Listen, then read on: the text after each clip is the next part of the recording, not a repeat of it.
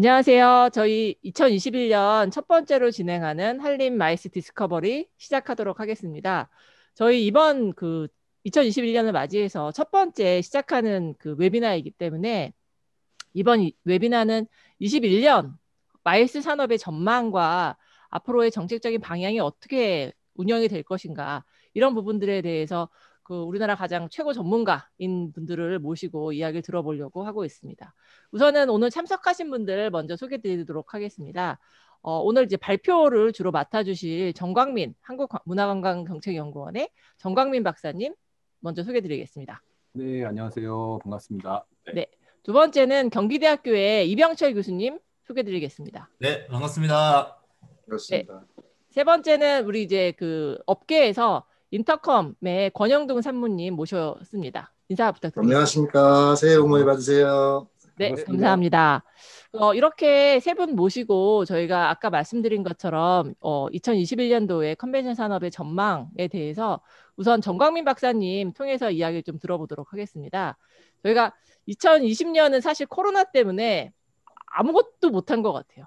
어떤 특별한 변화라든지 활동이 거의 없었지 않나, 이런 생각이 들고, 2021년은 그러면 어떤 식으로 준비를 하면 좋을까, 앞으로 어떤 변화가 있을까, 이런 부분에 대해서 정 박사님 말씀을 먼저 들어보도록 하겠습니다. 네, 화면 공유 안 하겠습니다. 네. 네.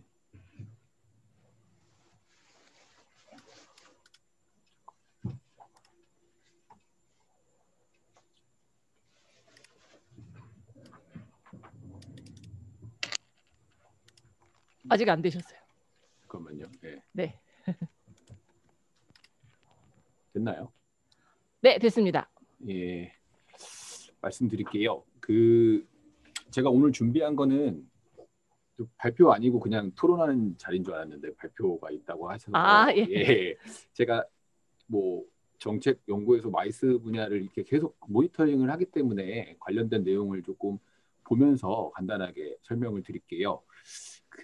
지금 보시는 내용들이 이제 저희가 아마 8월 정도까지 파악이 됐을 때 관광 분야 전체를 이렇게 조사를 하는데, 실제로는 관광사업체 기초통계조사에서 나와 있는 7대 36개 세부업종을 전체를 할 수는 없고, 여행업, 호텔업, 유원시설업, 카지노, 국제회의업을 이렇게 합니다. 근데 업종별로 달리 하기 때문에 표본이나 내용들은 좀 다를 수가 있고, 당시 한 8월 정도 수준의 국제회의업의 피해 기준이 약 5천억 정도가 됐으니까 마이스로 하면 좀 더 확대가 되겠죠.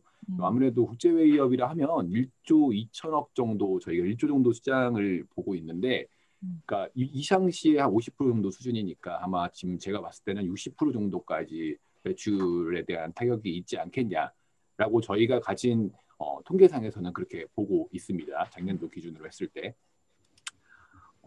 관광 최근에 이게 이제 저희가 매달 나오는 그인데요. 지금 자료가 저희가 따로 제 정리를 안 해가지고 이렇게 보시면 맨 위에 표에 보시는 바와 같이 이제 외교부나 이제 UNWTO 일본 관광청, 그 아래 자료는 저희 국가의 출입국 관련 통계입니다.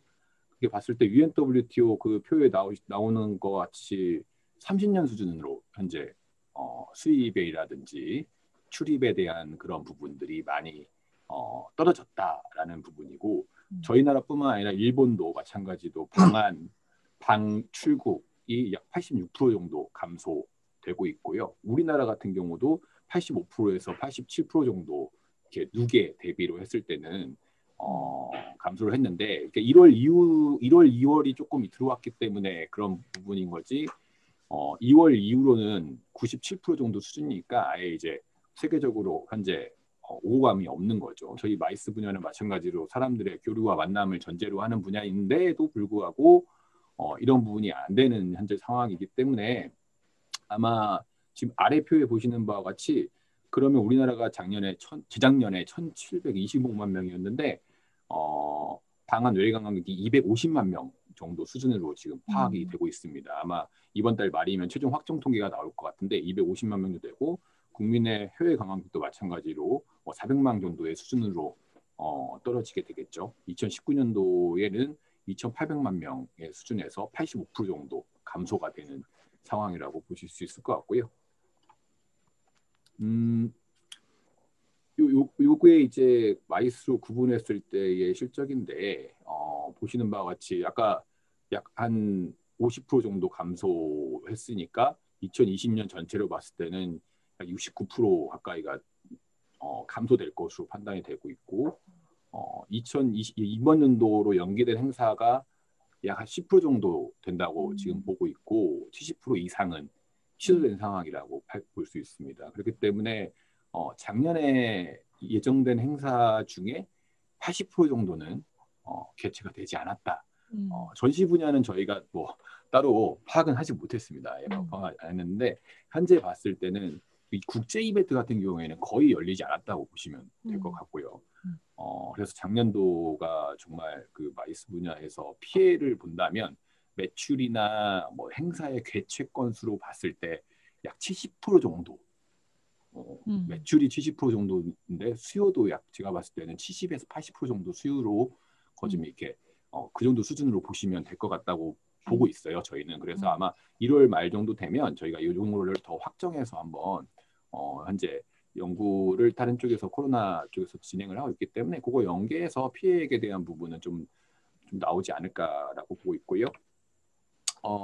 이러한 그런 부분에서 코로나에 대한 어떤 영향이 이제 마이스 분야에 대해서 어떻게 예상될 것이냐에 대한 연구는 이제는 시작했고 아직 조사된 건 없는데 관광에 대한 부분은 상당히 조사가 되고 있습니다. 실제로. 그래서 지금 아무래도 이제 사람들이 아직 코로나에 대한 영역 그런 그 안전에 대한 부분이 자유롭지 못하기 때문에 무조건 물어보면 방역 지침에 대한 부분이 가장 우선적으로 나온다고 볼 수 있고 길게 안 갑니다. 이제 그러니까 짧은 그런 아마 회의도 짧게 좀 단기간 소규모 형태가 많이 늘어날 것 같다라는 부분이 완전 많은 의견이 있는 상황으로 이해하시면 될 것 같고요. 그래서 이제 형태 변화 전망으로 봤을 때는 이 여행에 대한 개별화와 소규모가 많아지고 있고 저희 쪽에서는 비대면 서비스, 관광에 대한 서비스도 비대면 쪽으로 진행이 되면서 하이브리드 형태 또는 온라인 형태 회의가 많아지고 있다라는 부분이 주요 트렌드라고 보실 수 있을 것 같습니다. 그래서 이제 여행을 하는 것이 이제 코로나 바이러스에서 가장 노출된 상황이 많다. 그러니까 사람을 만나는 게 가장 어려울 것이다라는 그런 전망들이 많이 있습니다. 그래서 회복에 대한 시기도 전망이 되고 있고 항공에 대한 회복 전망에 대한 시기도 전망이 되고 있는 반면에 그래서 이제 저희가 봤을 때는 작년 8월 달에 조사했을 때 이제 1년 정도 걸린다고 하니까 21년 하반기 정도에 현재 뭐 백신이나 어떤 치료제에 대한 전제가 깔려 있는 상황이기 때문에 그런 부분이 좀 유동적이긴 한데 2021년 당시에 조사했을 때에도 마찬가지로 이번 연도 하반기 정도부터는 회의의 정상, 그러니까 매출이나 회의가 2019년도 수준으로 어느 정도 형태는 하이브리드 형태로 좀 이렇게 바뀔 수는 있는데 개체에 대한 수요나 어떤 매출에 대한 부분은 하반기 정도는 어느 정도 회복되지 않을까라는 부분이 전문가나 뭐 어떤 여러 가지 부분이 있습니다. 물론 이제 방역 이런 전염병에 대한 부분은 저희가 컨트롤하지 못하는 그 방역에 대한 부분이 우선시 돼야 하기 때문에 그런 부분은 조금 차지하더라도 현재 시기에서 여러 가지 여건을 봤을 때 산업 여건을 봤을 때는 그 정도 시기로 예상을 하고 있습니다. 그래서 뭐 항상 저희가 느끼지만은 개최 및 참가 방식이라든지 기술이라든지 그런 부분이 많고 맨 하단에 있는 표에 지원 정책이라는 부분을 정부에 요청을 하게 되면 운영이나 고용 유지 지원금에 대한 부분이 가장 우세할 수밖에 없습니다. 실제로. 근데 실제로 보면 그런 부분도 필요하지만 산업에 대한 부분에서 어떻게 대응을 할지에 대한 부분도 고민이 필요한데 당장 이제 그 사업을 유지를 해야 하기 때문에 그런 부분에 처음에는 운영이나 고용유지 지원금의 확대가 우선시 되어야 될 것 같고 이제 1년 정도 지나고 조금 코로나에 대해서 좀 대응에 대해서 좀 방역적인 측면이나 어떤 사업의 운영 측면에서 이제 같이 움직여야 되는 부분이 있는데 그런 부분에서 대응을 했을 때 제가 좀 고민하는 부분이 있는데 이게 기술에 대한 변화에만 너무 초점이 맞춰 있는 것 같아요. 제가 봤을 때는. 그러니까 참여자에 대한 어떤 의식이라든지 행태의 변화에 대한 부분에 대해서 우선적으로 예측을 한 다음에 그러한 행태가 변하니 이러한 기술이 도입이 돼야 되고 기업들은 디지털 전환에 대해서 어느 정도 이렇게 수준이 낮은 수준에서의 기업 대응력이 있다면 그 기업이 좀 더 살아날 수 있도록 끌어올리는 역할을 하는 게 정부의 정책이잖아요. 그런 부분에서 대응 전략이 필요할 거라고 봅니다. 그렇기 때문에 기술보다는 참여자 형태 변화에 우선적으로 현재 주목을 해서 그에 대한 어떤 형태 변화의 예측에 따른 기술에 대한 접목을 이렇게 단계별로 지측을 해야 되지 않을까. 그래서 사업 추진이 변합니다. 그러니까 마이스의 핵심 영역은 유치 개최 홍보입니다. 유치 개최 홍보. 근데 이러한 방식이 변화될 거라기 때문에 이번 연도에 어떤 대응 방안을 만든다고 하면 어떤 마이스 핵심 영역에 대한 방식도 어떻게 변화될 건지에 대한 첫 번째 고민이 필요하고요. 그러니까 온라인 투 오프라인, 그러니까 온오프라인에 연결한 마케팅을 하죠. 마케팅뿐만 아니라 회의의 개최나 유치도 마찬가지인 거죠. 그러니까 아무래도 O2O 참가자에 대한 부분은 몰입도가 떨어지는 부분이 있습니다. 그러니까 이러한 부분의 하이브리드 형태는 당분간은 지속될 거라는 전망이 우세하기 때문에 참여자들이 이제는 그거에 익숙해졌거든요. 그렇기 때문에 참가자의 몰입도를 좀 증가할 수 있는 기술이나 어떤 정책이나 아니면 사업의 방식이나 그런 게 사업체뿐만 아니라 그런 부분의 역량이 되게 강화돼야 될 것 같아요. 그래서 아마 저는 첫 번째로 새로운 형태의 대응이 필요하다라는 게 첫 번째고요. 두 번째는 방역과 위생에 대한 부분이 필요하니 당연히 배뉴에 대한 부분이라든지 그런 부분에 신경을 좀 더 써야 되는 부분이 있기 때문에 산업의 인프라라든지 또 법제도에 대한 정비가 이번에 지금까지는 아까 살아남기 위한 정책의 어떤 지원이 있다면 이제는 정비에 초점을 맞춰야 되는 게 아닐까라는 생각이 들고요. 마지막으로는 마이스 산업의 영역이 변화될 것 같아요. 제가 봤을 때는 물론 이제 이게 만남과 교류를 전제로 한 마이스의 행태는 그대로 있겠지만 산업을 구성하고 있는 그러니까 기존 마이스 산업의 핵심, 그러니까 마이스에서 회의를 중심으로 얘기를 할 때는 PCO의 시장의 영역이 바뀌는 거죠. 지금까지는 유치 개최의 측면이었다면 이제 어떤 마케팅이나 사람들을 이렇게 모시고 와서 참여하는 방식이나 그다음에 사람을 모시고 오는 방법이나 아니면 그 이후에 어떤 새로운 경험을 하는 어떤 시장의 영역이 전환이 되는 거는 막을 수가 없을 것 같아요. 저 개인적인 입장에서는 물론 업계에서는 다르게 생각할 수 있을 것 같은데요.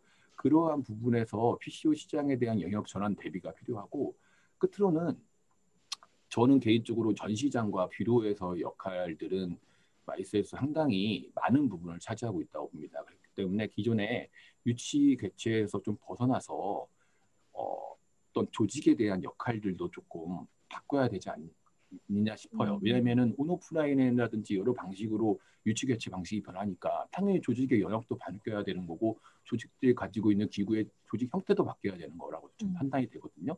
그렇기 때문에 어떤 이런 도시 마케팅 기구로서 매번 주장을 했지만 실제로는 사업의 어떤 종속이 돼서 유치 개최에 매몰될 수 없는 상황이었을 수밖에 없거든요. 그렇기 때문에 이번을 전환점으로 해서 우리나라에 한 13개 정도 그다음에 뭐 전시장 한 14개 정도가 있는 그거에 대해서 좀 더 역할들을 조금 이번 계기로 좀 바꿔야 되지 않을까라고 해서 요걸 좀 더 아직 고민하고 있습니다. 그래서 아직 완벽하게 제가 검토된 건 아니고요. 네, 다음 주에 좀 발표도 할 일도 있고 해서 좀 고민하고 있는데 예, 저는 가장 첫 번째 기술보다는 참여자 형태 변화에 좀 주목을 좀 더 해야 되지 않을까. 디지털 전환은 당연한 거예요. 기술 분야의 접목은 당연한 거고 사업체에서 당연히 가져야 될 접목인데 참여자 행태에 대한 전망이나 데이터나 분석은 전혀 이루어지고 있지는 않은 것 같아요. 그냥 그런 것 같다라는 정도가 있어서 뭐 저라도 그런 얘기를 해야 될 것 같아서 예 그렇게 맞습니다. 말씀드리고요. 끝으로 이런 부분에서 이건 저번에 보여드렸던 건데 정책의 방향이나 산업에 대한 지원 방식도 대응성이 좀 강화돼야 되고 그다음에 산업에 대한 지원도 좀 전환을 해야 되고 지원 체계에 대한 개선도 기존의 유치에 초점이었다면 개체에 좀 역량을 강화하는 체계로 나가야 되지 않겠냐라고 생각하고 있습니다. 이상 마무리하겠습니다. 예. 아, 네. 네, 감사합니다. 박사님 너무 좋은 화두를 연초부터 네. 딱 제시를 해주셔갖고 저희가 토론할 내용이 되게 많지 않을까 하는 생각을 해보게 됩니다.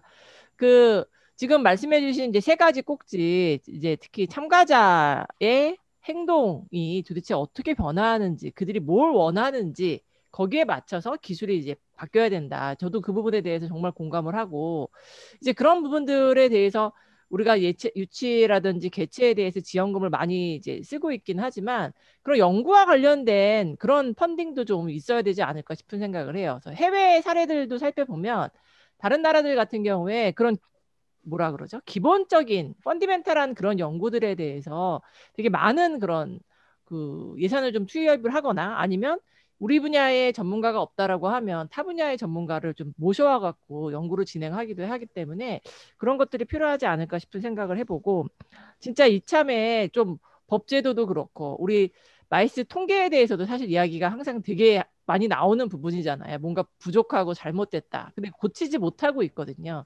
지금까지 나왔던 통계를 갑자기 새로운 기준으로 바꾸려고 하다 보니까 어려움이 많기 때문에. 근데 이제 코로나로 어차피 작년도에 뭐 통계라는 건 의미가 없으니 이참에 한번 바꿔보는 것도 괜찮지 않을까라는 생각을 해보고 마지막에 제시하는 것들도 유치 개체 지원해서 다른 형태의 기업의 어떤 전문성을 강화시키는 부분에 있어서 조금 다른 형태로 정책의 어떤 방향이 바뀌어야 되지 않을까 등등에 대해서 되게 좋은 화두를 던져주신 것 같아요. 제가 이제 원래 좀 드렸던 이런 내용들을 우리 오늘 세미나에서 했으면 좋겠다 드린 게 있는데 아마 권상무님이나 이병철 교수님이 이 발표를 지금 들으시고 하시고 싶으신 이야기가 되게 많지 않으실까 싶어요. 우선은 이병철 교수님 먼저 말씀하시겠어요? 마이크가 꺼져 계세요, 이 교수님. 네, 제가 뭐 좀 보여드릴 자료를 좀 찾는다고 가능하시면 권상무님 그럼 먼저 해주시면 제가 그 자료 좀 찾아서 같이 좀 알겠습니다. 예. 권상무님 오늘 지금 정 박사님 발표를 들으시고 네. 업계에서 보시기에 방향이 이런 식으로 바뀌는구나. 기존의 유치 개체 지원에서 이런 것들을 고민하고 있구나에 대해서 업계에 계시는 분으로서는 어떤 필요가 있다라고 생각하시는지. 예, 박사님 뭐 발표 잘 들었고요. 공감 가는 부분이 상당히 많이 있었습니다. 그리고 이제 아까 그 발표하실 때 그 자료 통계 자체가 작년이죠. 작년 8월 기준으로 네네. 했다고 말씀하셨잖아요. 네. 맞나요, 박사님? 네, 맞습니다. 예. 예. 그 당시 이제 저는 이제 인터컴이라는 PCO에서 일을 하는 사람이기 때문에 그 부분만 굉장히 관심이 많이 갔는데 매출 50% 감소라고 그때 8월 달에 통계가 나와 있었던 것 같아요. 매우 굉장히 정확한 수치 같습니다. 저희 인터컴 입장에서도 그 당시 수치가 그렇게 나와 있었고요. 그리고 이제 점점 그 악화일로에 있다가 사실 이제 9월이죠. 9월, 10월, 11월 때 그 상반기에 그 원래 개최 예정이었던 행사들이 거의 뭐 하이브리드 방식 아니면 그냥 온라인 방식으로 전환돼서 개최된 게 사실이에요. 아주 집중적으로 개최가 됐습니다. 그래서 사실은 저희 인터컴 같은 입장에서는 작년 8월 기준으로 보면 평균치 더 이하였거든요. 그러니까 대략 한 매출이 한 70% 정도 감소했다고 보시면 되거든요. 8월 달까지. 근데 9월, 10월, 11월을 거치면서 상반기에서 개최되지 못했던 그리고 원래 계획했으나 취소나 아니면 연기나 굉장히 많이 고려를 많이 했던 그런 행사들을 취소하지 않는 대신에 온라인이나 하이브리드 방식으로 아주 집중적으로 그 시기에 개최를 했어요. 그래서 그 당시 8월보다는 좀 더 회복되는 추세가 저희는 있었고요. 그래서 그런 부분에 있어서는 지금 박사님께서 통계 내주신 부분은 상당히 좀 유의미하다라고 말씀을 드리고 마지막에 그 참가자 행동 변화에 맞춘 행사 기획이라든지 마케팅이라든지 이런 거 말씀하셨는데 사실 저희 현업에 있는 그 기획자 입장에서는 상당히 좀 막막한 주제인 것 같아요. 그럼 무엇을 할 것인가, 어떻게 할 것인가에 대한 부분에 대해서 솔직히 말씀드려 저희는 솔루션을 갖고 있지 않습니다. 물론 작년 하반기를 거치면서 저희가 습득한 지식들이 상당히 많이 있습니다. 그리고 우리 2021년 컨벤션 우리 PCO 시장, 특히 이제 국제 행사 시장이 어떻게 변화할 것이다라는 저희 업계에서 나름대로의 데이터 그리고 나름대로의 추측 이런 것들은 가지고 있으나 참가자 행동 변화라는 부분에 있어서는 상당히 저희가 도달하기 쉽지 않은 그런 영역이거든요. 사실은 저희가 연구기관이 아니기 때문에 그들에게 참가자 입장에서의 설문을 할 수 있는 그 위치에 있지도 않고 그런 노하우도 사실 없거든요.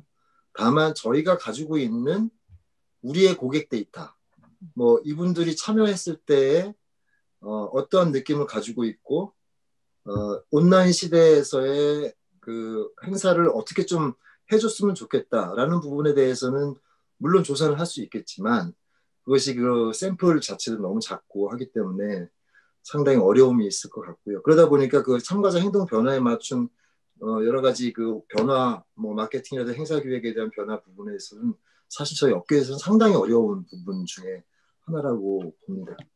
뭐 이 정도로 제가 아까 발표 듣고 그 말씀 좀 드려봤습니다. 네, 교수님께. 감사합니다. 네. 이 교수님 아까 보여주실 자료가 있다고 하셨으니까. 네, 아니 뭐 그 말씀드리면서 잠깐 이렇게 보여드리면 될 것 같고, 네. 그 일단 오늘 그 발표해 주신 내용들은 사실 뭐 절대적으로 공감하는 내용들입니다. 그래서 뭐 계속적으로 저희가 강조해 왔고 지금까지 계속 많이 들어왔고 거기에 말맞춰서 무언가 준비를 해야 되는 것들은 저희도 알고 있는데 요즘 들어서 그런 생각을 하거든요. 이제 디지털화 얘기하고 소형화 얘기하고 친화적인 것들, 그 다음에 점점 작아지는 회의들 이런 것들 얘기하고 더 유니크한 베뉴들을 찾을 것이다. 이런 것들을 너무 많이 들으니까 요즘 들어서 저는 개인적으로 이제 그런 생각들을 하거든요. 그러면 이제 앞으로 회의는 어떻게 바뀔 것인가에 대한 회의 형태가 어떻게 바뀔 것인가에 대한 것들을 좀 고민을 많이 하는데 아마 그 정광민 박사님이 마지막에 그런 얘기를 했는데 그 지금의 이제 회의는 그러면 정말 우리가 기존에 알고 있던 순수하게 만나서 정보를 공유하는 요 만남과 회의 요거가 가장 핵심이 될 것 같다라는 생각이 들어요. 가장 핵심이 될 것 같고 그러면 어떻게 될 것이냐 저는 이렇게 생각하거든요. 회의는 점점 이제는 지역으로 들어갈 것이라는 생각을 해요. 그래서 아마 올해들 적어도 올해 정도는 저희가 사실상은 국제에서 참가자들이 들어오는 것들을 엄청나게 회복될 것이라고 기대하기가 굉장히 어렵잖아요. 그러면 올해는 우리가 관여하고 있는 이 마이스 분야의 회의는 어떻게 할 것이냐? 저는 보다 지역으로 들어가고 순수 만남이 목적이 될 것이라 생각하고 그렇게 되면은 아마도 내부적인 실적을 기업 국내에서 이루어지는 우리가 관광에서는 국내 관광 활성화 얘기하지만 그러면 우리는 국내 회의 활성화 요것이 큰 방향이 되어야 되지 않나는 생각이 합니다. 그래서 그러면은 그렇게 얘기를 했더니 뭐 옥자분은 그러시더라고요. 그러면 이제 우리가 국제 부분들 이걸 어떻게 할 것이냐 이를 얘기를 하는데 사실 안 되는 걸 가지고 막 이렇게 끌고 앉아 있는 것보다는 저는 그렇게 생각하거든요. 마이스에 관심이 있는 전 지역이 마이스 관련된 수용 태세를 집중적으로 강화하는 기간이 되어야 된다라고 생각합니다. 그래서 제가 아까 이렇게 막 보여주려고 했던 그 자료도 제가 사실은 작년 하반기부터 작년부터 계속적으로 강조하고 지역에 어떤 기회가 있을 때마다 들어가서 얘기하는 컨셉이 마이스 마을 만들기거든요. 이거 아마 제가 그 인터컴에 있는 그 최태영 사장님한테도 얘기를 했고 부산에도 지금 얘기를 하고 평창 지역에 얘기를 해서 어느 정도까지의 공감대를 형성하고 있는 사실은 이번에 국제관광 거점 도시 부산에서 계획을 수립할 때 그런 내용을 넣었는데 이게 너무 국제적이지 않다라고 해서 사업이 빠져 있긴 하지만 그것을 계속적으로 좀 추진하고 있는 건데 그 컨셉을 잠깐만 좀 제가 공유를 할 수 있나요? 제가? 네네네, 하실 수 있으세요. 잠깐만 좀 화면 공유. 네. 짤막하게 좀 얘기하면, 왜냐하면 제가 여기서 좀 말씀을 드려야지 이쪽에 마이스부에 관심이 계시는 분들이니까 좀 지지를 많이 해주실 것 같아서 저는 이렇게 생각하거든요. 제가 지역을 다니고 처음에 이런 마인드를 좀 가졌던 것이 평창에 갔었는데요. 평창에 조그만 컨벤션 센터를 가지고 있고 지역에 이 올림픽을 하면서 지역의 민박이나 이런 것들 외국 손님이든 외부의 손님을 받을 수 있는 여건을 충분하게 갖췄는데 이것을 활용할 수가 없는데 스포츠 관련객들이나 아니면 회의를 하는 사람들이 이 지역에서 분산만 시켜주면 회의를 충분히 가능하겠다라는 거죠. 근데 그러면은 이것을 누가 관리를 해줘야 되는데 다만 뭐가 부족하냐 했더니 우리가 만약에 외국 손님이 오면 이것을 중간에서 누군가 매개로 커뮤니케이션을 해줘야 되는데 이런 것들은 우리는 좀 보조를 받았으면 좋겠다라고 얘기를 하더라고요. 그렇게 되니까 제가 뭐 생각했냐면 그때는 이제 그 당시는 이제 제가 그러면 이 PCO에 계시는 분들의 새로운 영역은 저희가 오늘도 제가 관광 두레 평가를 하고 왔는데 두레 PD가 있잖아요. 이 PD는 지역의 관광 자원들을 잘 모아가지고 사람을 모아가지고 외부를 끌어오는데 컨설팅을 해주는 역할들을 하거든요.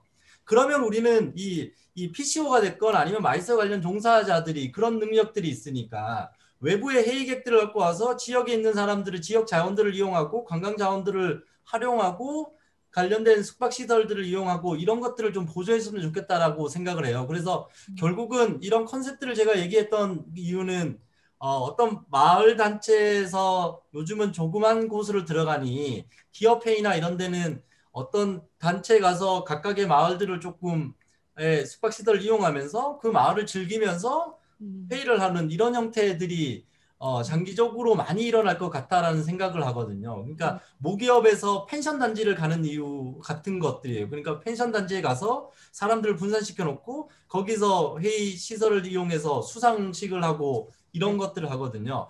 자, 그러면 우리는 이런 일상 마이스와 관련된 이런 마을들을 잘 관리를 해서 기업회의나 이런 수요들을 좀 끌어당기고 단기적으로 이런 중간에 매개체 역할들을 좀 우리가 이게 PCO가 됐어도 되고 아니면은 마이스 관련 종사자들이 사업 범위 확장 차원에서 좀 역할을 해줬으면 하는 생각들을 좀 하거든요. 그래서 이런 컨셉들을 제가 자꾸 얘기하고 올해 또 이제 최종적으로 논문을 또 준비를 하고 있는데 결국은 제가 이 컨셉들을 자꾸 얘기를 하는 이유는 이제는 지역으로 마이스가 단순하게 외국 손님 와갖고 나와는 별개에 있는 내 지역에서 나와는 별개인 사업이 되면 안 되고 지역과 함께하는 사업을 해야 이제 새로운 가치들이 나올 거라고 생각을 해요. 그래서 국내 관광객들이 움직이는데 국내 관광 활성화하고 나하고는 다른 것이 아니라 마이스도 새로운 국내 관광 활성화가 되는 거고 아까 제가 이 두레 마을 사업 평가를 했는데 한 지역이 팜 파티와 기업들 모아와서 뭐 교육을 시키고 팜에서 파티를 하는 것들에서 나오죠. 그래서 제가 어떤 종을 줬나 이런 것들이 마이스가 하고 있는 유니크 베뉴나 이런 데 신청을 해도 좋을 것 같다라는 의견들을 드리거든요. 그러니까 저희가 이제 유니크 베뉴 아까 정강규 박사님도 유니크 베뉴가 자연 친화적이었지만 이것들이 점점 더 지역으로 들어가는 것들이 올해나 단기적으로 저희가 내실을 갖추는 측면에서 굉장히 강조가 돼야 되는 부분이다라고 생각을 해요. 그래서 조금 말이 왔다 갔다 하지만 결국은 이제는 이 마이스가 보다 지역으로 들어가고 지역에서 사람들이 만나게 하는 것들을 결인하고 지역의 관광 자원들을 그냥 어디 가는 것이 아니라 자연스럽게 경험하면서 자연스럽게 밖으로 나와서 회의를 하는 이런 형태의 우리 마이스가 가야 되는 거고 그렇다면 디지털이나 이런 것들은 우리 마이스 산업 육성과 관련돼서 조금 더 그 지역의 디지털이나 미팅 테크놀로지를 조금 더 지원해주고 이런 형태들 그 다음에 이 마이스 관련 종사들 PCO가 됐던 누가 됐던 그런 기술들을 활용해서 회의가 진행될 수 있게 잘 중간에서 매개체를 해주는 이런 형태를 좀 앞으로는 우리가 좀 준비를 해야 된다는 생각을 좀 하고 있습니다. 하고 있어서 그런 것도 있고 요즘에 국제 이벤트 얘기를 좀 하잖아요. 이게 아마 자꾸 이벤트 얘기를 하니까 이제 국제 이벤트를 관광공사에서 얘기를 하는데 이 국제 이벤트 육성들을 보면 사실은 외국인이 많이 오는 축제에 대한 지원의 형태거든요. 네네네.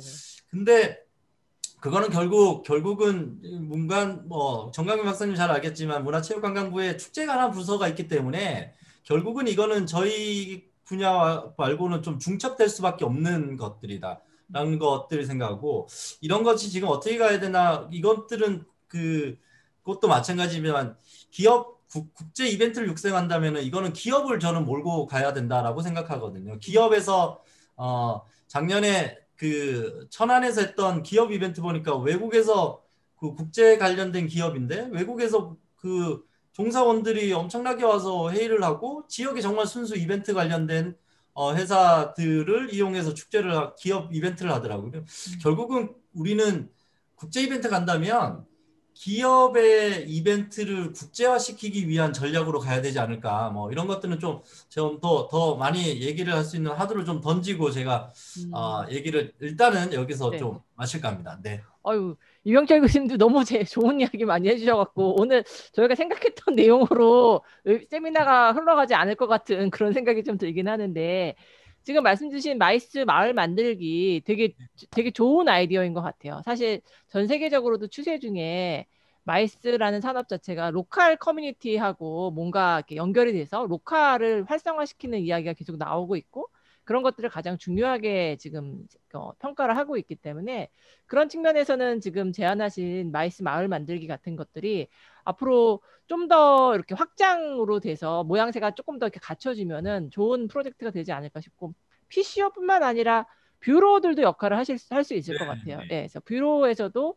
그런 추가적인 사업을 통해서 거기에서 이제 조그만 행사가 만들어지면 그게 이제 또 PCO 서비스를 쓸 수 있을 정도로 규모를 키워나가면 국제회의가 되는 거니까 그런 차원으로 우리가 접근할 수 있지 않을까 싶고 오늘 아침에 기사에 보니까 거제도에서 마이스 협회인가 뭐를 만들어 갖고 회의를 했다고 하는데 유병철 교수님 얘기를 듣고 거제도까지 지금 마이스를 하려는 게 아닌가 싶은데 보니까 예전에 여기 안산에 펜션 단지 굉장히 많거든요. 근데 네. 펜션 단지에서 이 안산 마이스 비로 쪽에 무엇을 요청하는가 봤더니 이 사람들이 와서 모여서 회의를 하고 뭐 이런 것들을 할 장소가 없으니 일시적으로라도 이런 공공의 이 펜션 단지 다 사업자들이 틀린데 이들이 공동으로 이용할 수 있는 그 회의 장소 같은 거 한 개만 지어주면 많은 기업 회의들을 이렇게 할 수 있을 거라는 얘기를 하더라고요. 그래서 좀 더 정말 지역을 좀 잘 활용할 수 있는 요 회의들에 좀 집중할 필요가 있다는 생각이 좀 들어요. 네. 재밌는 것 같아요. 아까 처음에 잠깐 나왔던 그 참가자 데이터에 관련돼서 이제 권상무님 말씀 주신 것처럼 기업은 아직은 사실은 그런 참가자의 어떤 행동이라든지 이런 것들을 분석하거나 이렇게 할 수 있는 여력이 현재까지는 좀 부족하다 말씀 주셨는데 어떻게 생각하면 우리가 이제 행동 데이터를 수집을 해야 되는 부분이 있는 거죠. 그게 일종의 뭐 빅데이터도 될 수 있겠지만, 근데 그 데이터를 수집하는 과정에는 PCO가 반드시 들어가야 될 것 같아요. 그러니까 그거를 뭐 저희 같은 학교에 있는 사람이 어떤 행사가 이루어지는데, 물론 뭐 그러니까 정부 차원에서 아예 뭐 참가자들의 뭐 공통된 어떤 뭐 비콘 같은 거 조그만 걸 만들어 갖고 다 뭐 부착을 한다 뭐 이러면 모를까. 그런 부분에 있어서는 결국은 PCO들도 그러니까 PCO하고 같이 협업을 하지 않고는 참가자들의 어떤 행동과 관련된 데이터를 얻는다라는 거는 쉽지가 않기 때문에 혹시 정 박사님 그러니까 그냥 아직은 아이디어 차원에서만 생각하신 건가요? 그러니까 저는 그런 의도였거든요. 그러니까 참여자의 행태를 가장 잘 아는 거는 주최하신 분들, 개최하신 분들이에요. 그러니까 작년에 열렸잖아요. 아마 제가 뭐 섣부른 말씀이실지 모르겠는데 한 10월, 11월, 12월 요 정도에 열렸던 이럼에도 불구하고 예산을 불용할 수 없었던 여러 가지 민간이나 정부나 어쩔 수 없이 했거든요. 그때 많이 본 것 같아요, 사람들이. 예, 그때 제가 말씀드리는 데이터의 분석이나 그런 부분은 당연히 연구소나 어떤 학계에서 해야 되는 부분이고요. 제가 말씀드렸던 그런 행태는 그런 것 같아요. 그러니까 작년 한 9월부터 12월까지 열렸었던 회의에 대한 행태였던 거죠. 하이브리드냐 아니냐라는 부분보다는 열렸을 때 사람들이 어떻게 참여를 했는데 어떤 만족도가 되게 떨어졌다라든지 어떤 저도 마찬가지로 어떤 라이브 형태의 보는 형태는 그냥 봐요. 근데 쌍방향의 논의를 하고 회의하는 거는 저는 줌이나 어떤 데이터는 한계가 있다고 보거든요. 예를 들어서. 맞아요. 네, 그리고 또 큰 베뉴에서 열리는 행사를 제가 시청자로서 보잖아요.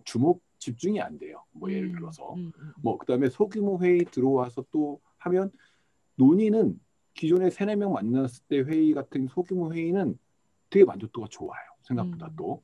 그런 형태를 말씀드린 거거든요. 그런 형태에서 봤을 때 지금의 어떤 그 이번 9월부터 12월 달에 열렸던 회의를 보니 당장 이번 연도에는 어떤 부분에 좀 약한 점이라든지 강한 점을 강화해야 되는 부분에 대한 솔루션이 전제가 돼야 정책도 나오고 방향도 나온다는 거죠. 네. 그렇기 때문에 아까 권상무님도 그 민간에서의 한계 부분은 있지만은 그래도 우리나라에서 국제회의 기획업의 4대 뭐 1대, 2대들을 다루는 회사의 규모가 된다면 그러한 정도의 행태에 따른 어떤 그 노하우가 생겼어요. 아까 노하우라는 말씀이 아마 그거였던 것 같아요. 제가 봤을 때는 하다 보니 방송, 진행, 어떤 참여자들이 와서 어떤 부분에 좀 뭐가 만족도가 떨어졌고 어떤 부분에 불편함이 있었던 이런 부분을 아마 11월, 12월 되면서 좀 더 극복하게 됐고 아마 지금은 훨씬 9월, 10월보다 나을 거라는 전 개인적인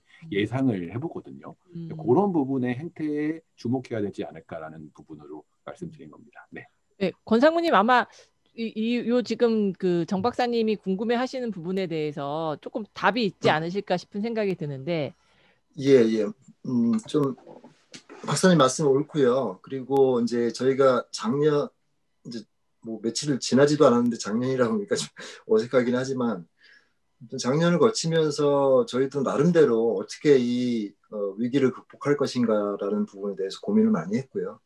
그리고 실제적으로 그걸 현장에서 부딪혔던 거죠. 실제로 하이브리드 또는 완전 온라인 행사를 개최를 하면서 여러 가지 방법, 노하우를 갖다가 노하우가 아니라 노하우는 이제 이미 그 거친 다음에 후에 결과물로 나오는 시행착오. 예, 시행착오도 겪고 그리고 많은 노력을 했어요. 그래서 사실 어떻게 샘플이 될 만한 게 어떤 거냐면 완전 비대면 회의를 저희가 작년에 그 의학 관련 행사인데요. 상당히 큰 규모입니다. 그 내분비 관련한 의학 학술 대회인데 그 매년 열리는 회의고 뭐 2-3천 명 항상 그 현장에 오시는 그런 회의예요. 근데 이게 이제 비대면으로 하다 보니까 원래 이제 비대면 회의가 어떻게 보면 이제 그 일체감이라든지 동질감 같은 것들을 그 비대면 회의 하다 보면 느끼는 게 예를 들면 줌이든 어떤 화상회의 플랫폼으로 참가자가 들어와도 이분들이 계속 그 유지를 하지 않으세요. 잠깐 들어왔다 나가버리세요. 그러면 이제 그게 별로 의미가 없다는 거죠. 그리고 이걸 계속 온라인상에서 유튜브든 아니면 스트리밍 서비스를 통해서 향후에도 지속적으로 제공될 것이기 때문에 반드시 그 현장에 있어야 되는 생각을 안 하시는 거예요.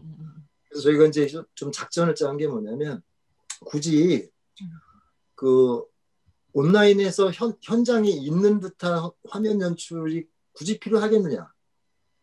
차라리 그러면 그 발표 퀄리티를 높이기 위해서 녹화된 영상을 본인의 발표, 자기 그림하고 같이 해서 녹화된 영상을 전부 발표 자료 제출하듯이 전부 다 수집을 해서 받은 거예요. 그리고 그거를 스트리밍을 해서 온라인상에서 그 참가자분들이 그걸 볼 수 있도록만 해드린 거고. 그리고 또 특이했던 건 뭐냐면 현장에 모이지 못하니까 현장에 오시면 가방도 받고 무슨 프로모셔널 모터리얼도 받고 명찰도 받고 선물도 받고 하잖아요. 근데 현장에 못 오시니까 그걸 전혀 못 받잖아요. 그러니까 등록비가 물론 제가 등록비는 상당히 저렴하게 했지만 그래서 내가 현장에 온 듯한 느낌을 좀 갖게 하자 그래서 우리가 현장 등록 데스크에서 나누어 주듯이 그 패킷을 우리 포장을 열심히 이쁘게 해서 그걸 각 참가자들 전 세계에 다 보내줬어요, 전부. 그런 다음에 온라인 이제 예를 들면 명찰을 보내줬는데 그 패킷 안에다가 그 온라인에 참여하시는 분들이 그리고 티셔츠도 보내줬거든요. 단체 티셔츠. 그래서 그분들이 정말 신기하게도 온라인에서 갤러리로 참여하시면서 우리가 보내준 티셔츠하고 그리고 명찰을 차고 참가를 하시더라고요. 그걸 보면서 상당히 이런 부분도 아까 지금 상대방, 그러니까 참가자 입장에, 참가자 행동에 대해서 좀 반응하는 행사 기획을 해야 되고 그렇게 반응하는 마케팅을 해야 된다는 부분에 있어서 어떻게 보면 좋은 사례가 되지 않았나 싶습니다. 그런 부분은 아까 박사님께서 지적해 주신 부분에 있어서 실제로 현장에서 적용된 사례가 아닌가 싶습니다. 그러니까 진짜 그 몰입이 되게 문제잖아요. 온라인으로 행사를 하는데 그러면 온라인 행사에 뭐 뷰수, 뭐 우리 기사에도 나오고 하는 것처럼 뷰어수, 뭐 이게 지금 행사의 성공의 잣대가 될 수 있느냐라는 이야기를 하고 있어서 어떻게 몰입을 하고 뭐 이 사람들이 진짜 또 사실 하나도 관계 없는 사람들이 뭐 상품 같은 거 걸어갖고 저희가 무조건 뭐 30분 이상 있어야 된다. 이렇게도 사실 동원하듯이 할 수 있는데 그거는 진정한 어떤 행사의 그게 아니다 보니까 실제 어떻게 했을 때 이 참가자들의 몰입을 이끌어낼 것인가. 저는 제 개인적인 이야기 하기 좀 그렇긴 하지만 저도 뭐 엄청나게 많은 행사들을 온라인으로 보고 있는데 제가 작년에 봤던 것 중에 유일하게 정말 사실 온라인으로 어떤 책임 요소가 있지 않는 이상은 15분 이상도 보기 어려운 경우가 거의 허다한 것 같아요. 근데 보다 보니까 이 컨텐츠가 우선 제일 중요한 것 같고 컨텐츠가 제일 중요하고 그 다음에는 만약에 외국 연사다라고 하면 통역이 엄청 중요하더라고요. 단순 통역 정도가 아니라 어차피 외국 연사권은 녹화를 해서 보여주는 경우가 많이 있기 때문에 통역하는 사람의 목소리, 제가 이제 저희 연구원들하고 그런 얘기를 하는데 나는 이번에 작년에 내가 느낀 건 목소리의 힘이다. 이 전달하는 목소리가 어떠냐에 따라서 이게 몰입이 다르더라고요. 작년에 제가 봤던 조그만 경기도에서 한 NRP 데모데이 저희 이제 인사이트에 한번 기사가 나갈 텐데 작은 행사였는데 거기엔 성우가 사회를 봤어요. 우리 뭐 이렇게 막 그냥 일반 아나운서가 사회를 본 게 아니라 성우가 사회를 쫙 보고 성우의 얼굴은 개회식에만 잠깐 나왔고 그 다음에는 이 사람의 얼굴을 아바타로 만들어서 성우다 보니까 목소리를 변화시킬 수 있잖아요. 그래서 이 아바타가 이제 이런 상황에서는 이런 목소리로 얘기하고 이런 상황에서 이런 목소리로 얘기를 하니까 정말 계속 보게 되더라고요. 근데 이게 저만 느끼는 게 아니라 유튜브에 옆에 댓글이 달리는데 유튜브 시청자 숫자가 대부분 이제 처음 시작하고 다 주는데 156명이 최고, 한 200명 가까이도 갔었는데 156명 정도가 처음부터 끝까지 계속 유지가 되더라고요. 그래서 제가 그걸 보면서 거기 계속 나와요. 지금까지 봤던 행사 중에 제일 최고라고. 그래서 이제 그런 부분들도 우리가 몰입을 좀 생각할 때는 세세한 부분들에 대해서 분명히 생각을 해야겠다. 연사들한테도 주제에 대해서 구체적으로 좀 제시를 해야 되고 어떤 식으로 네가 발표를 할 건지에 대해서도 PCO가 그런 부분들까지는 앞으로는 더 신경을 써야 되기 때문에 일이 많아질 수 있겠지만 그런 노력이 필요하지 않을까 싶은 생각을 하고 어떻게 생각하세요, 권상무님? 그 내년도에 그러니까 저희가 뭐 아까 이제 매출이 그래도 조금 회복은 됐었다. 8월 달보다는 조금 회복은 됐다라고 얘기하셨지만 작년 같은 경우에는 어쨌든 관에서는 연초에 잡아놨던 예산을 뭐 줄이기도 되게 애매하고 코로나에 다들 기업이 어렵다고 하니 그래서 이제 대부분은 이제 그 또 동일한 금액을 거의 다 썼다라고 저는 알고 있어요. 이 사람들이 이제 온라인으로 행사를 한번 해봤으니까 자기네 생각하기에 실제로는 더 많은 노력과 이런 게 들어감에도 불구하고 많은 사람들이 온라인 공짜야 라는 생각에 더 싼 비용으로 해야 돼. 그래서 그런 걸 걱정하는 PCO들을 제가 여럿 봤거든요. 2021년도에는 가령 작년에 뭐 2억, 3억에 나온 행사가 그 금액으로 안 나올 것이다. 훨씬 더 줄여서 나올 것이다 라고 이야기를 하는데 그 부분은 혹시 어떻게 생각하실까요? 먼저 말씀하신 내용 중에서 이제 그 작년의 경우 어차피 예산은 확보되어 있는 상태이니까 어떻게 해서든 소진을 하자라는 행사도 물론 있었겠죠. 근데 좀 불행하게도 저희 회사는 그렇지 않았어요. 예, 아예 취소를 해버렸기 때문에 그런 뭐 2, 30억 되는 50억 이상 되는 행사들이 그냥 취소를 해버렸거든요. 그러니까 그거는 이제 어떤 부분은 그렇게 이제 예산을 어떻게 해서든 쓰는 그 정부 부처도 있고, 예, 그렇지 않은 부처도 있었다는 말씀입니다. 그리고 저희가 이제 그 몇 개 정부 부처 회의 예산을 썼던 그 정부 부처의 행사를 이제 했는데 하반기에 근데 저희가 느꼈던 건 그렇습니다. 그 오프라인 행사하고 온라인 행사하고 같은 규모였을 때 과히 달라지지 않더라는 거예요. 규모 자체가.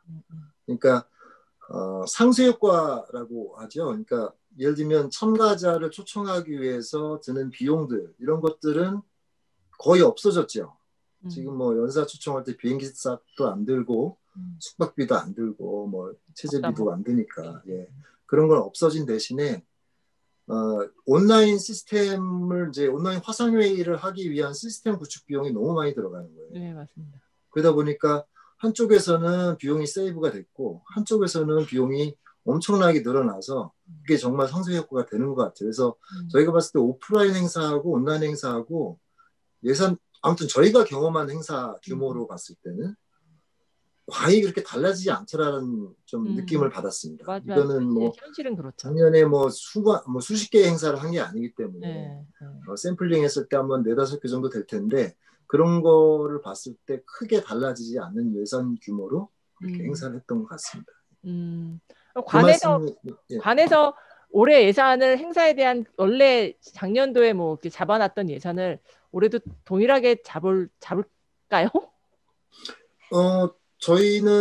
저희가 아까 지방 출장 갔다 왔다는데 그런 네. 행사 때문에 갔다 왔어요. 그래서 네. 원래 올해 하려고 했던 게 이제 취소가 됐기 때문에 그 취소의 사유는 있잖아요. 네네네. 그러니까 예산이 불용됐다는 거는 만약에 예산을 너무 과하게 연초에 잡아놔가지고 불용이 됐다면은 다음 연도 예산 삭감이 되겠지만 만약에 이런 엄연한 그 이유가 있으면 예를 들면 코로나로 인한 이유가 있기 때문에 그럼 만약에 정부에서 예산 삭감한다면 그건 정말 잘못하는 거죠. 그렇기 때문에 똑같은 거의 비슷한 규모로 행사 기획을 지금 하고 있고 그래서 그 관련해서 회의를 갔다 왔는데 그러니까 이제 저도 뭐 모든 정부 부처 일을 하는 게 아니니까 네. 그래서 제가 경험한 거는 올해 작년에 불용됐다고 해서 올해 뭐 예산을 더 삭감한다거나 이런 사례는 저는 아직 못 봤습니다. 아, 네네네. 사실 뭐 말씀 주신 것처럼 어떻게 생각하면 차라리 어떤 분들이 그런 얘기, 온라인만 하면 그것도 차라리 낫겠다. 근데 하이브리드로 하면서 현장도 진행하면서 온라인까지 해야 되다 보니까 사실은 비용뿐만 아니라 엄청난 에너지가 소비된다라는 이야기를 하고 계셔서 이제 그런 부분들이 뭐 취지는 그거예요. 저는 이제 이게 사실 비용이 너무 많이 들어가는 부분들이 있기 때문에 이거를 그 주최기관들이 뭐 온라인이니까 뭐 니네가 온라인 선을 까는 것도 아니고 통신비 뭐 이런 것도 아니니 비용이 안 들어가도 되지 않냐, 외국인도 안 온다 뭐 이러면서 그렇게 되는 거는 문제가 있지 않을까. 저도 이제 권상무님처럼 같은 의견이었던 두 가지만 좀 여쭤봐도 네. 될까요? 아까 들었는데 네네. 아까 이병철 교수님이 국내 회의가 좀 육성될 것 같다라고 하셨던 부분에 대한 그게 이제 어떤 시기 어느 정도 시기에 좀 그런 국내 회의가 정말 지역에서 많이 열릴 것 같은지 예상을 어떤 생각으로 그 말씀하셨는지 하나 하고요. 두 번째는 국제 회의와 달리 전시는 회복이 되거나 눈으로 이게 코로나가 이렇게 회복이 되면 국제 회의는 하이브리드화 계속 가겠지만 전시는 그냥 완전 다시 딱 회복될 거라는 얘기가 되게 많거든요. 맞아요. 그러니까 코로나로 변화가 되는 형태에서 방역이나 안전에 대한 부분은 전시도 가지고 가겠지만 개최 형태 변화는 국제회의가 더 클 거라고 예상을 하거든요. 전시는 그래도 다시 이 오프라인에 대한 만족도나 어떤 몰입도나 참가자들, 바이어들의 어떤 수익이나 이런 부분이 오프라인에서 이루어지는 거는 거의 이제 소득이 있다 하더라도 예전과 너무 차이가 나니 변화가 없다라고 하는데 실제 그럴 건지 한번 두 가지만 한번 여쭤볼게요. 예. 이 교수님 먼저. 네, 그 제가 얘기하는 국내 회의의 증가에 대한 것들은 어떤 거냐면요. 지금 상태는 아예 그냥 뭐 우리가 제일 어려운 것이 사실은 시스템적으로 막힌 거잖아요. 지금은 국제회의가 시스템적으로 막혀 있는 거잖아요. 그래서 예를 들어서 우리가 흔히 얘기하는 뭐 우리가 늘상 봐왔던 뭐 한국관광학회든 이런 것들도 국제회의를 하려고 하다가 안 되니까 그냥 국내 회의로 들어가는 거고 그러면 요 회의들이 기존처럼 이런 상황에서 또 큰 그대로의 규모를 갖고 가느냐 그렇지 않거든요. 그러니까 올해 봤던 뭔가 한국관광학회의 회의 같은 경우도 그냥 그러면은 지역의 릴레이 포럼으로 가자.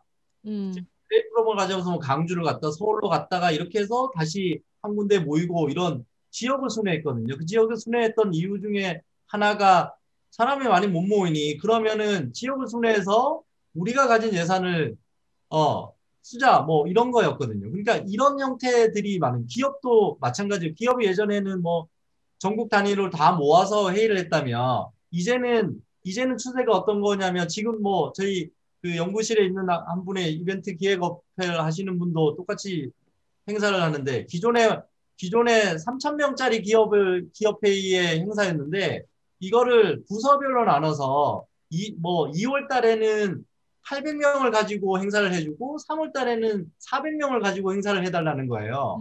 그러면 이런 회의들이 분과별로 쪼개져서 회의가 나면서 회의가 이렇게 전체적으로 늘어나고 그러면 어떤 수요를 찾느냐. 기존에 큰 장소가 필요했다면 말 그대로 아까 우리가 봤던 보다 유니크한 베뉴들을 찾아갈 수밖에 없는 상황들.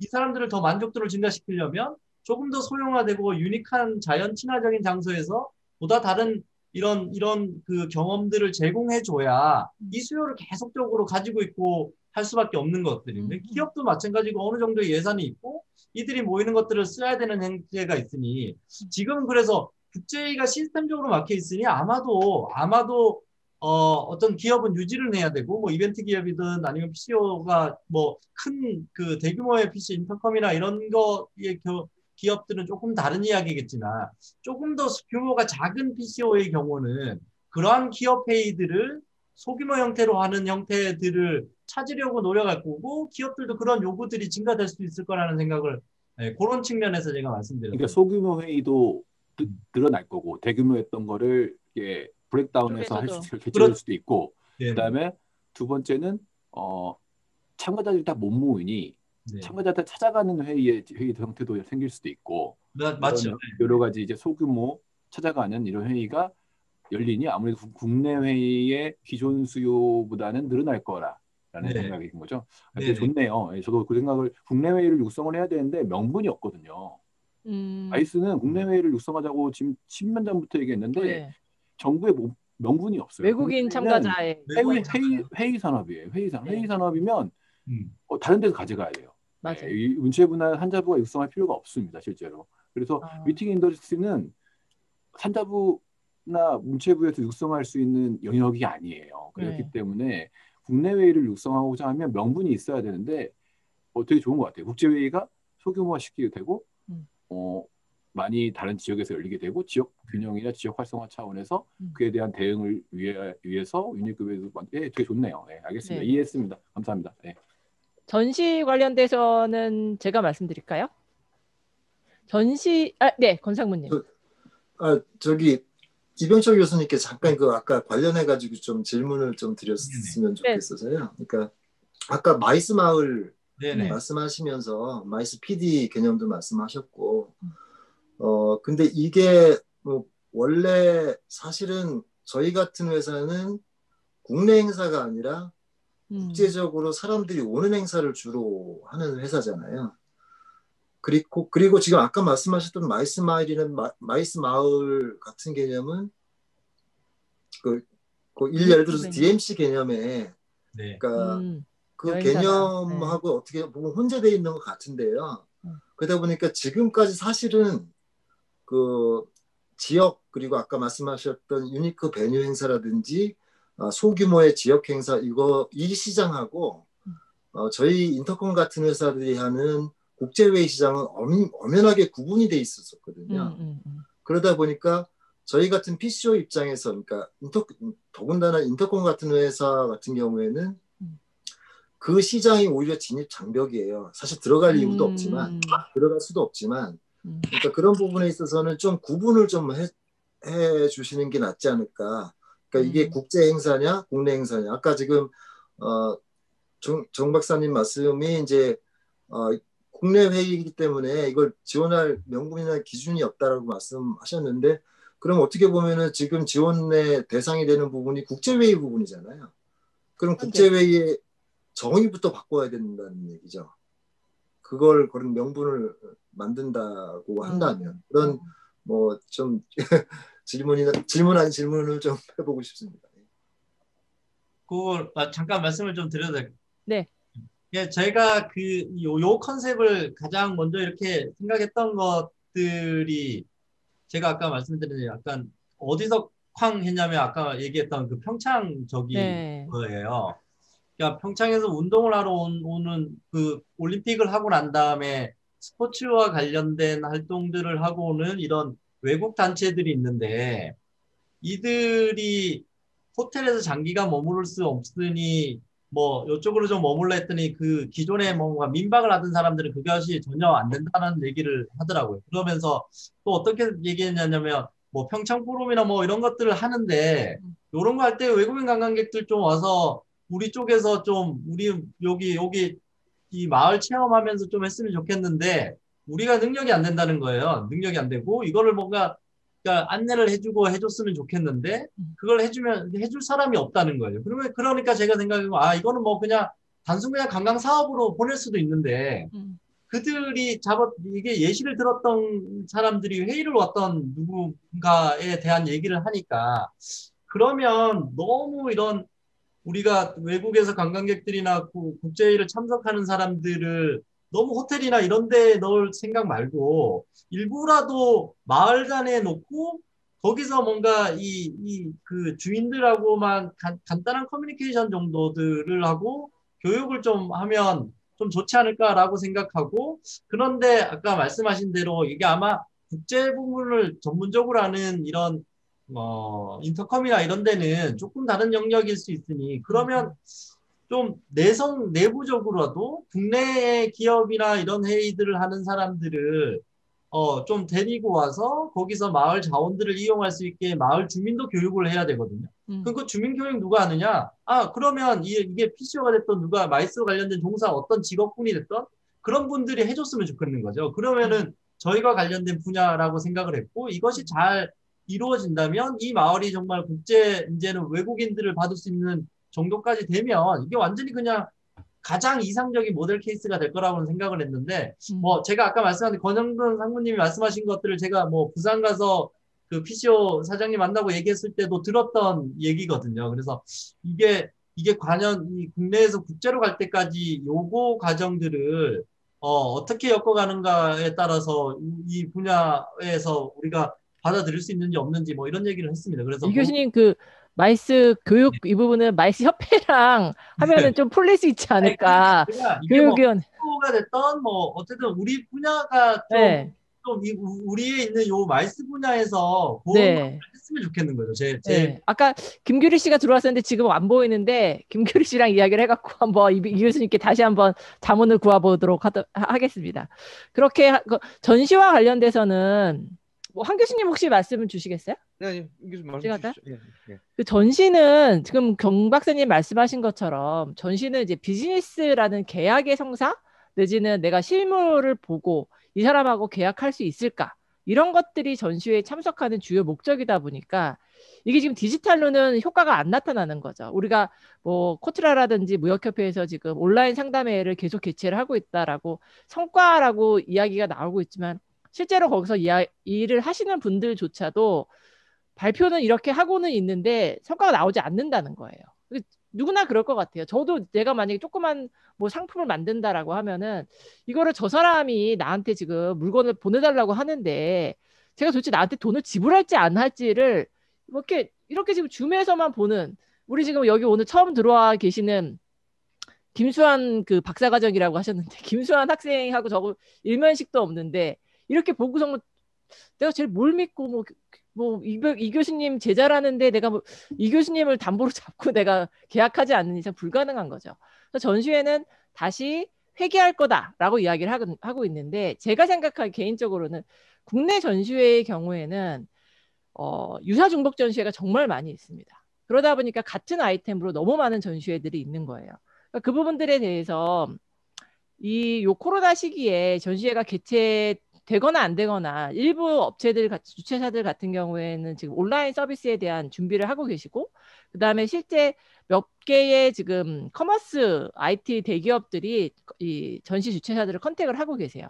그러니까 그런 과정에서 요런 지금 이제 뭐 자체적으로 만들거나 아니면 외부의 어떤 힘을 받아서 온라인 서비스를 준비하고 있다라고 하면 얘네들이 이 온라인과 오프라인이 회복됐을 때 두 개로 시너지를 내는 부분들을 유사 중복 전시회에 아무것도 안 하고 손 놓고 있던 전시회들은 가져갈 수가 없는 그런 경쟁력이 되는 거죠. 그렇다고 우리나라 한국이 뭐 미국이나 무슨 중국처럼 땅이 어마어마하게 커갖고 이 전시회가 뭐 서울에서 열리면 제주도 사람은 뭐 평생 가야 올 수도 없는 거다라고 하면 아니지만 이건 뭐 그냥 1시간이면 다 오는 거리에 지금 놓여 있는 국가이기 때문에 앞으로는 지금 현재 온라인적인 부분들을 준비하고 있는 유사중복 전시회가 상당히 정리될 것이다. 이제 그렇게 되면 문제는 지역의 컨벤션 센터들의 가동률에 이제 큰 타격이 오지 않을까라는 생각을 하고 있어요.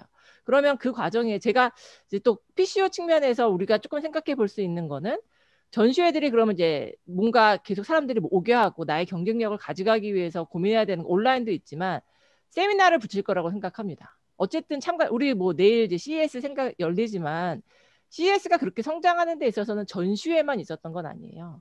그 성장하는 데 있어서의 컨퍼런스가 어마어마하게 붙었기 때문에 그걸로 인해서 CES가 성장한 거거든요. 우리 카페쇼도 마찬가지죠. 카페쇼 전시회만 있었던 것보다 커피 리더스 포럼이라는 게 붙여서 국제적인 인지도를 가져갈 수 있었던 거기 때문에 전시 영역에 있어서는 아마도 대규모 이제 그런 전시회들 같은 경우에 상당한 규모의 세미나를 붙이지 않을까. 그런 부분들에 지원을 하면 사실 우리 이제 자체적인 행사를 만들어낼 수 있는 그런 부분들도 그렇게 작용할 수도 있지 않을까라는 생각을 해보게 됩니다.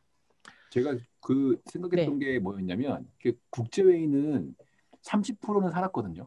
네네네. 그러니까 20%는 개최가 되고 20, 30% 정도는 개최가 되고 10% 정도는 연기가 됐는데 전시는 취소가 되어버리더라고요. 맞아요.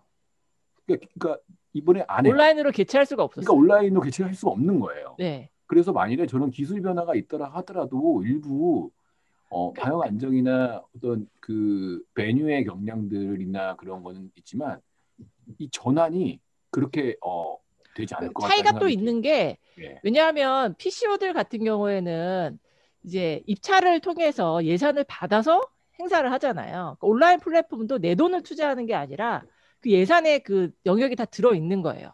근데 전시회는 내가 이거 온라인으로 만든다라고 하면 지금 내 생돈을 들여서 플랫폼을 만들어내야 되는 상황이었던 거예요. 근데 그들이 보기에 내가 여기에서 이제 코로나가 뭐 장기간 돼도 끼케야 이제 2년인 거고 지금 백신까지 나왔고 내가 여기다 지금 그 온라인 홈페이지 뭐 다 만들려고 하면 지금 사실 뭐 몇 억을 투자해야 되는데 수익이 나올까? 라는 계산을 하시는 거죠, 다들. 이걸 내가 여기다가 섣불리 했다가 뭐 되지도 않고 오히려 내 오프라인 행사에 악영향을 주지 않을까. 내가 여기다 뭐 최소 1억을 넣는데 1억을 언제 상쇄할 수 있을까. 이런 이제 문제가 생기다 보니까 전시회는 민간 주최자들이 뭐 오히려 근데 지금 온라인으로 전시회 개최한 곳들은 살펴보시면 다 정부가 하는 행사였어요. 뭐 바이오 코리아도 그렇고 전부 다. 그러니까 제가 봤을 때는 전시는 제가 요즘에 전시를 좀 보고 있는데 다를 것 같아요. 이게 예, 맞습니다. 전시는 이게 이번 연도 또 지나봐야 이게 예를 들어서 기존의 기반이 탄탄하단 말이죠. 베뉴들 킨텍스나 코엑스들은 조금 개최를 안 하더라도 이게 가기 때문에 한번 보는 거죠. 그래서 이번 연도에 그럼에도 불구하고 안 열려요. 그래서 어쩔 수 없이 온라인으로 대체를 해야 되는 회의를 만들지 않는 이상 그러니까 민간 주최자가 내가 이걸 개최해서 못해서 수익이 없어져서 날아가지 않는 이상은 이 오프라인을 대체하는 거를 만들어서 투입하는 비용이 없을 것 같아요. 그리고 또 전시 쪽에서 그거를 지원을 그렇게까지 안 할 것 같아요. 그래서 대응을 하는 데 있어서는 되게 다르지 않을까. 그래서 코로나의 영향이 얼마나 지속되느냐에 따라서 저는 전시는 정말 이번 연도까지도 더 봐야 될 것 같아요. 근데 회의는 대체가 되기 때문에 일정 정도는 그래도 가기 때문에 이게 계속 어떻게든지 만들어가고 어떻게 대응을 하거든요. 그래서 전시는 좀 그런 부분이 저는 이번 연도 한 7, 8월 때까지는 한번 1년 정도 더 보면 나올 것 같아요. 제가 봤을 때. 회의는 만약에 지식을 그냥 받는 거다. 정보의 교환이다라고 하면 그건 온라인으로도 지금 솔직히 안 되는 건 아니니까. 전시는 수익이 나고 서로 간에 만나서 어떤 트레이드가 일어나야 되는 거기 때문에 그게 이제 안 되는 거죠. 만나지 않고 달릴 것 같아요. 일부 그 상품 판매가 막 활발한 B2C 같은 경우는 이게 온라인으로 좀 옮겨가지 않을까요? 소비재 전시는 좀 다를 것 같아요. 제가 아까 말씀드렸듯이 민간 소비재 전시는 윤윤주 교수님이 말했던 다수로 다중으로 열리는 그다음에 그런 거는 많이 이제 중소기업에 대한 부분이 사라지고 정말 이렇게 소소하게 사는 이런 전시는 좀 그렇죠. 옮겨가는 생각을 그거는 조금 그냥 온라인 막 상품 판매장처럼 내가 거기에 가서 왜냐하면 우리가 전시 그런 B2C 전시의 하나의 큰 그게 굉장히 큰 많은 상품이 한 곳에 모여 있고 어떻게 보면은 기존에 사는 온라인 가격보다도 좀 벌크로 좀 싸게 살 수 있는 이런 거라서 맞습니다. 어떤 하나의 이 온라인 공간에 그런 상품을 내가 다 볼 수 있고 그다음 거기서 어떤 구매가 이루어질 수 있는 시스템이 마련된다면 이런 상황이 지속된다면은 그런 거 정도는 옮겨갈 수도 있지 않을까 하는 생각. 그러니까 B2C는 그게 지금 현재 우리나라의 쇼핑몰 소비 차원에서의 형태잖아요. 형태. 네. 그 형태가 우리나라에는 이게 이 전시 분야뿐만 아니라 우리나라 전체 소비 패턴이 변화되는 데서 B2C의 부분은 변할 것 같고요. 제가 봤을 때는 B2B나에 대한 측면은 약간 양상이 다를 것 같다 하는 게 제 개인적 의견입니다. 그 B2C는 지금 뭐 권상무님도 잠깐 언급하신 것처럼 현재 온라인 쇼핑몰 근데 이제 온라인 쇼핑몰들이 이제 지금 뭐 여기 김태칠 처장님도 들어와 계시고 저보다도 훨씬 더 많이 알고 계시는데 뭐 여러 가지 변화가 지금 전시에는 있어요. 이제 실제 이 온라인 쇼핑몰을 운영하는 업체들 이제 각종 온라인 커머스를 운영한 아까 말씀드린 것처럼 대기업들이 지금 전시회에 접촉을 하고 있는 상황이어서 근데 이제 그들도 뭐 아직까지는 자기네 기존 커머스 시장에 전시회가 이제 반짝반짝 팝업 스토어의 어떤 홍보 기능을 해준다라고 생각해서 지금 이제 뭔가 좀 같이 해보자 이런 이야기들이 오고 가고 있기는 한데 뭐 완전히 온라인으로 바꾼다. 우리 뭐 메가쇼 같은 경우가 온라인으로 바꾼다라고 하면 이제 메가쇼는 오프라인에 오게끔 하는 다른 이제 서비스를 제공을 해야 되겠죠. 그래서 저희가 여기에 전시 관련된 분들을 몇 번 모셨을 때도 그런 이야기들 그 김신 대표님 대표적이셨는데 메가쇼 하시는 이제 그런 전시장 안에서의 제공할 수 있는 서비스를 어떻게 차별화시킬 것인가 그런 부분들에 대한 고민이 많으시고 전에 한번 한국전람의 이제 그 키메스 우리나라 이제 최대 규모 의료 전시회 하시는 그 부장님께서는 그런 얘기를 하셨어요. 유니크 베뉴가 자기네들은 관심이 있다. 그러니까 자기네가 지금 이제 코로나 때문에 외국인들이 못 와서 전시 규모는 주는데 가령 아주 중요한 바이어들, 해외 바이어나 이런 사람들을 내가 초청을 하겠다. 뭐 아무튼 요 비즈니스로 해갖고서는 뭐 패스트 트랙을 하든지 뭐 어떻게 하든지 했을 때 그들을 전시장은 온라인, 그러니까 오프라인에서 못할 수도 있으니 유니크 베뉴로 아주 럭저리하게 그 대신 아주 럭저리하게 유니크 베뉴를 좀 활용하는 형태를 생각해 보고 있다라고 해서 뭐 찾아보고 있는데 도대체 정보가 너무 부실하다 뭐 이런 이야기를 하시긴 하시더라고요. 그래서 이제 그런 부분들도 전시화하고에 접목될 수 있는 영역들을 저희가 좀 찾아낼 수 있지 않을까 싶은 생각을 해보게 됩니다. 오늘 저희가 원래 생각했던 것보다도 다양한 더 재밌는 그런 이야기들을 나눈 것 같아요. 근데 시간이 이미 이제 벌써 1시간 10분이 지났기 때문에 이제 마치려고 하는데 우선은 참석하신 분들이 되게 많으신데 혹시 질문하실 분들이 계시면 질문을 주시면 좋겠고 황 교수님이 아마 좀 코멘트가 계실 것 같으세요. 뭐 혹시 뭐 다른 분 질문 있으시면 한번 질문 있으시면 그 채팅창에 남겨주시면 제가 바로 연결하겠습니다. 황 교수님 먼저 말씀하시죠. 네. 오늘 그 얘기 잘 들었고요. 이병철 교수님이 이제 마이스 만들기 평창 제가 충분히 공감하고 그래서 이제 우리 컨벤션 PCO도 지금 우리 권상무님 계시는 인터컴과 같은 그런 PCO하고 DMC라는 일종의 그 지역 마케팅을 하는 기구하고 회사나 기구하고 이제 좀 구분할 때가 됐다 생각이 좀 들거든요. 그런 차원에서 지금 강릉 같은 경우에도 강릉이 자체 DMO를 지금 출발을 했습니다. 그래서 기초단체나 그런 데는 막 일종의 제가 생각할 때는 DMC 개념 다 이 해외는 다 그렇게 되어 있거든요. 그래서 이제는 전체적으로 기획하고 컨텐츠를 개발하는 그런 우리가 지금 얘기하는 PCO 개념하고 지역의 어떤 마케팅을 전담하는 DMC는 구분해야 되겠다 생각이 좀 들었고요.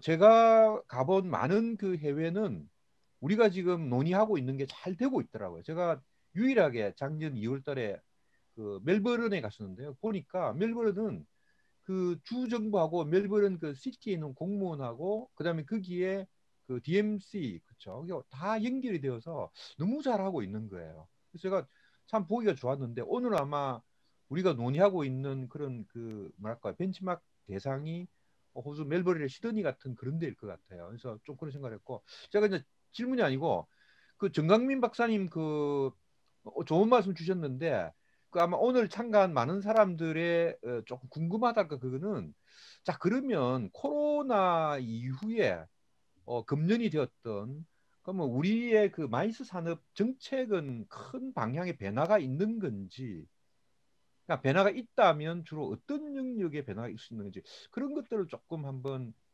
좀 소개 좀 해주시면 좋겠는데요. 정 박사님. 예. 그 작년 4월에는 이제 코로나에 따라서 업계가 무너진다라는 측면이었기 때문에 지원 방식에 지금까지 작년 11월까지 했었던 거라서 기금을 이제 확보하는 부분, 그다음에 마이스 부분에 지원하기 위한 근거, 그다음에 국제회의 산업 육성에 관한 법률 시행령에 있는 국제회의 유형 중에서 다라는 항목을 전염병 발생 시에 지원할 수 있는 유형을 전체 참가자 이상 100명 이상, 외국인 50명 이상 여기까지가 이제 기존이었고요. 앞으로의 방향은 아직 만들고 있고 지금 이제 공사에서도 만들 예정인데 저는 개인적으로 그렇게 생각해요. 그 정책이라는 걸 만들려면 기반에 또 조사 데이터가 있어야 되는데 조사 데이터가 실제는 없거든요. 실제로 현재 아까 저희가 말씀드렸듯이 그랬을 때 지금 아까 말씀드렸던 참여자 행태에 대한 그 변화에 대한 대응을 먼저 해야 되는데 그게 조사가 돼야 되는데 그거에 대한 부분은 조금 적고요.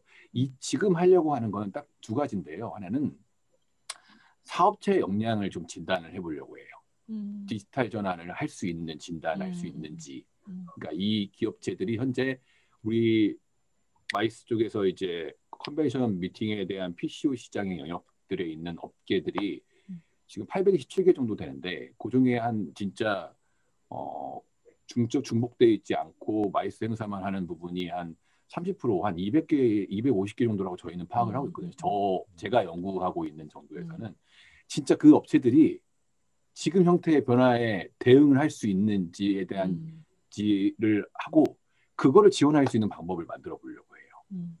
일단은 사업체들이 여기서 그 여건에 대응을 못하면 다 무너질 거라고 생각을 해요. 저희는 PCO에 대한지 PO에 대한지. 그래서 저는 그쪽에 저희 쪽 오늘도 문체부하고 얘기했던 부분 좀 그런 쪽을 조금 했으면 좋겠다가 첫 번째고요. 두 번째는 유치 개최 방식에서 지금 유치하는 형태가 맞는지 좀 고민 중이에요. 그래서 소규모를 많이 하는 게 국제회의를 지금 이렇게 하는 부분에서 정책적 목표를 유치 개최 슬쩍에 맞지 않고 다른 거를 만들 게 뭐가 있을지 좀 찾아보고 있는 게 두 번째고요. 예산은 이거는 제가 아직 저희가 아까 말씀드렸던 그 정책 딱 11월 달에 끝나고 진짜 유치 개최에 대해서 소규모를 지원해야 되는지 말아야 되는지를 지금 아마 공사에서 세종대에서 아마 연구를 진행을 하고 있는 걸로 알고 있습니다. 그래서 세종대에서 연구가 끝나면 지원 제도에 대한 부분을 대폭 개선할 예정이에요. 지원 현재 유치 개최하고 있는 뭐 100명 이상 왔을 때 얼마, 그다음에 저희 기념품, 그다음에 뭐 식사, 그다음에 투어, 사례비, 투어, 요거를 대폭 바꿔보려고 해요. 근데 많이 안 바뀔 것 같은데 제가 좀 더 신경을 써서 많이 바꿔보려고 해요. 근데 제가 힘이 뭐 없으니 여기 이병철 교수님이나 윤지 교수님, 황진 교수님이 많이 이렇게 더 이번에 바꿔야 바뀌어요. 아니면 또 그대로 갑니다. 100명 이상 오는 사람들한테 얼마. 그래서 그렇기 때문에 그 유치 개최 방식에서 개최의 국내 회의, 현재 있는 회의들에 대해서 육성하는 방식, 그다음에 한번 시도했던 이번에 희망마이스 사업을 시도했던 계기는 정말 PCO들이 지역에 있는 PCO들이 정말 나한테 기회 주면 회의 만들 수 있을지 보려고 했던 게 희망마이스였어요. 근데 생각보다 안 되더라고요. 안 돼요. 그러니까 PCO 분들이 회의를 기획하는 거에 익숙하지 않아요. 회의를 육성하는 거에 익숙하지 않아요. 회의를 개최하는 것만 익숙해요. 그래서 그 부분에 대해서 육성을 하는 부분이 원래 K 컨벤션하고 지오특화 컨벤션이었는데 그 부분을 저번에 작년에 바꿔보려고 했는데 맞아요. 그렇게 안 바뀌더라고요. 네, 그래가지고 그거까지 해서 4가지입니다. 지원제도 개선, 사업체 기술 역량 진단, 그다음에 아까 말씀하신 회의 기획 역량 강화, 뭐 그런 식으로 주장하고 있습니다. 그리고 이번에 아마 지금 와이성학회에서 연구하는 거하고 연계해서 아마 되게 밀접하게 또 말씀드릴게요. 네, 알겠습니다. 잠깐 권상무님 지금 오늘 그 마이스 디스커버리가 거의 끝나는 시점인 것 네, 같아서 네, 네. 한 말씀 드리려고요. 그래서 네. 뭐 아주 거창한 얘기는 아니고요. 아까 전시는 이제 복원이 될 것이다라고 예상을 하셨고, 이제 회의는 그나마 지금 상태에서도 한 30% 이상은 가져가니까 뭔가 유지할 수 있을 것이라고 말씀을 하셨잖아요. 근데 저는 그렇게 생각하지 않습니다. 그러니까 전시만 복원되는 게 아니라 코로나가 만약에 끝나면 대대손손 계속 한다면 모르겠지만 그럴 리는 없을 것 같고요. 아마도 그것을 극복하기 위한 대안들은 자체적으로 찾아 나가고 있는 거고, 자체적으로 찾아 나갈 것이고, 그리고 저희가 최근에 개최된 온라인 그 국제회의에서 상대방들을, 그러니까 국제적으로 이제 회의를 하는 그 토론자들이 하는 내용의 대부분의 내용 중에서 가장 말미하는 얘기가 있습니다. 우리 빨리 다시 만나자. 네. 네. 네, 그래서 그 회의도 지금 이제 코로나 백신이 뭐 어떻게 접종이 성공적으로 끝날지 모르겠지만은 끝까지 가지 않을 것이다, 코로나는. 그렇기 때문에 언젠가는 그 연어가 자기 고향으로 돌아가기 위해서 진짜 거칠은 물살 헤치면서 회귀하듯이 국제회의 시장도 오프라인으로 갈 것이다. 다만 지금 이 코로나 시대에 우리가 배운 것들이 있잖아요. 온라인으로 했을 때 어떻게 효과적으로 국제회의를 개최할 수 있는지, 사람들한테 어떻게 만족도를 제고시킬 수 있는지, 이런 것을 축적한 노하우가 있기 때문에 그걸 같이 접목시키면서 헤쳐나갈 것이다라고 생각을 하고, 하지만 그 주는 오프라인 행사가 될 것이다라고 저는 예측을 합니다. 네, 알겠습니다. 감사합니다. 뭐 끝으로 뭐 다 말씀하셨을까요? 한마디 더 하실 분 계실까요? 그 참가자 중에는 질문을 따로 하실 분들은 안 계신 것 같아요. 뭐 더 이병철 교수님 더 하실 말씀 없으세요? 네, 맞습니다.